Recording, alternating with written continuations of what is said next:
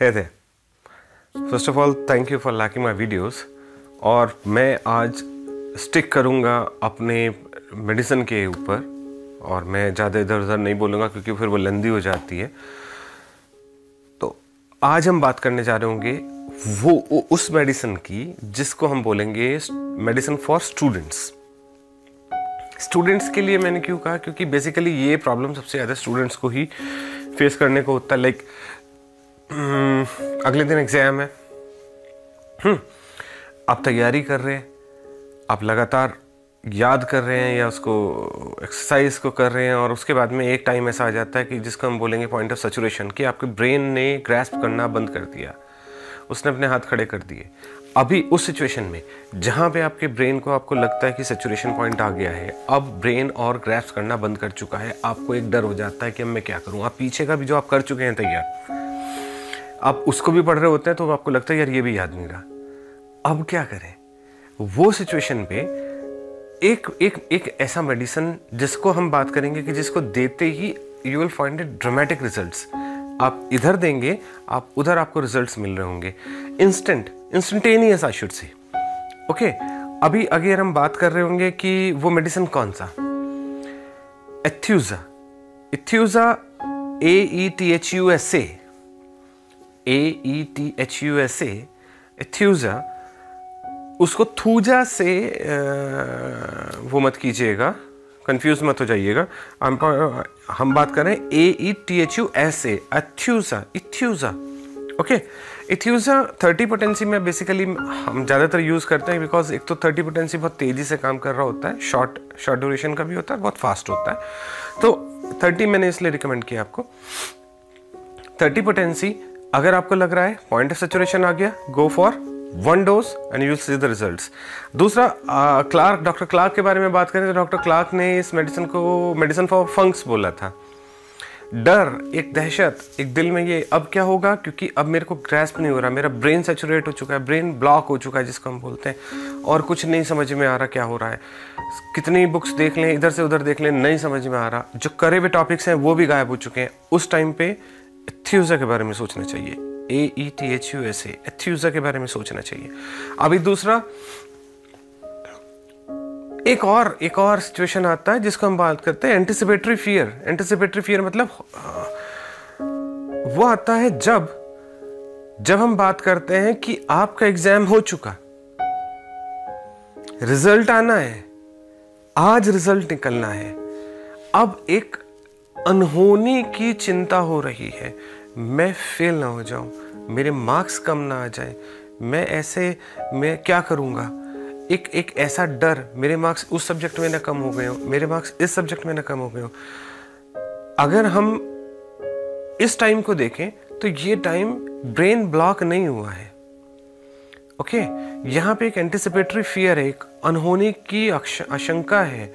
ठीक, उस अनहोनी की आशंका को लेके अगर एक डर है तो फिर वहां पे आपके पास में अर्जेंटम नाइट्रिकम है, वहां पे अर्जेंटम नाइट्रिकम का रोल आता है। याद रखिएगा, एथ्यूजा वहां पे रोल नहीं प्ले करेगा।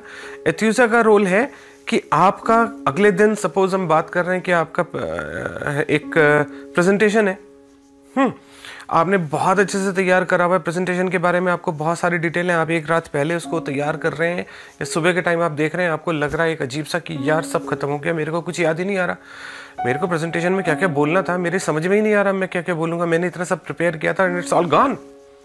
ब्रेन ब्लॉक हो चुका है, जिसको हम बोलेंगे दिमाग थक गया है। ठीक है, वो दिमाग थकने पे एथ्यूजा और एंटिसिपेटरी फियर, मैं फेल हो जाऊंगा, मेरा रिजल्ट आ जाने वाला है, या हम बात कर रहे हैं कि मेरे को अभी प्रेजेंटेशन में दे चुका, मेरे को बाहर बिठा दिया गया है और बाहर बिठाने के बाद में मेरे को लग रहा है कि अब क्या होगा, मेरा ये होगा नहीं हो पाएगा यार, मैंने प्रेजेंटेशन दिया तो लेकिन यार मजा नहीं आया। अब वो एक घबराहट हो गई है शुरू। उस घबराहट के अंदर वहां पे अर्जेंटम नाइट्रिकम है, वहां पे अर्जेंटम नाइट्रिकम है।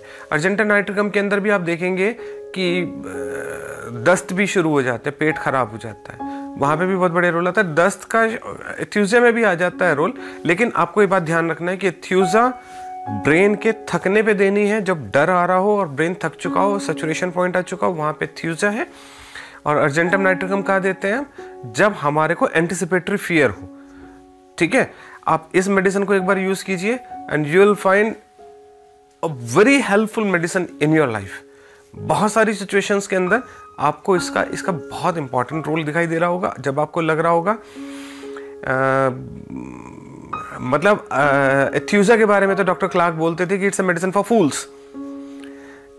उनका कहने का मतलब ये नहीं था कि इट्स फॉर फूल्स मीन्स उसको ब्रेन को वो एक्चुअल में क्या है, कुछ बच्चों के साथ में ऐसा भी देखा गया है कि उनका मन पढ़ाई में नहीं लगता, he is got a brain but वो कंसंट्रेट नहीं कर पा रहा, पढ़ने के लिए बैठता है उसको परेशानी होने लगती है, वो भाग जाता है उठ के, कंसंट्रेशन नहीं हो पा रहा है, ग्रैस्प नहीं कर रहा। वहां पे भी अगर आप देखेंगे उसके पीछे एक रोल आ रहा है कि पढ़ते टाइम पे उसका दिमाग थक रहा है। वैसे उसका दिमाग बहुत अच्छा है लेकिन जब भी वो पढ़ने बैठता है तो वो थक जाता है, उसका दिमाग थोड़ी देर के अंदर ही वो थकान हो जाती है। तो ऐसे टाइम पे कंसंट्रेशन डेवलप करने के लिए जहाँ पे वो उन्होंने मेडिसिन फॉर फूल्स उन्होंने एक बच्चे का भी जिक्र किया था कि उसको पढ़ाई में बिल्कुल मन नहीं लगता था और उन्होंने फिर उसको एथ्यूजा दिया और एथ्यूजा देने के बाद में ही फाइंड कि उसको वो ही was a class topper after that. I am talking about doctor Clark के बुक्स के अंदर ही बहुत मेंशन्ड है। एथ्यूजा का वाला टॉपिक आप खोल के देखेंगे, you will find over there. तो